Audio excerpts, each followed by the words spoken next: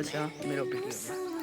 आज चाहिँ म आफ्नै घरको आँगनबाट एउटा नयाँ भिडियो खिच्दैछु। उहाँ पछाडि ब्याकग्राउन्डमा देखिरहेको चाहिँ उहाँ चाहिँ हाम्रो दाइ हुनुहुन्छ हैन। अनि उता चाहिँ हाम्रो आमा हुनुहुन्छ।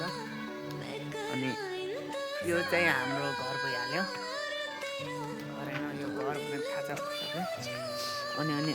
अनि पछाडि देख्ने त्यो पनि घर, यो भान्से घर। अनि दादाले यता खाना बनाउँदै हुनुहुन्छ।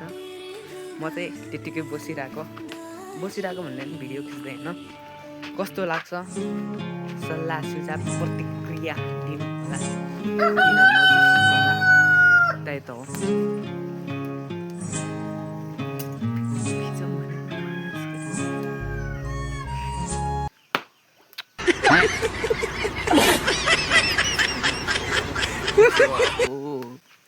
आफ्नै पारामा हामी चाहिँ आफ्नै पारामा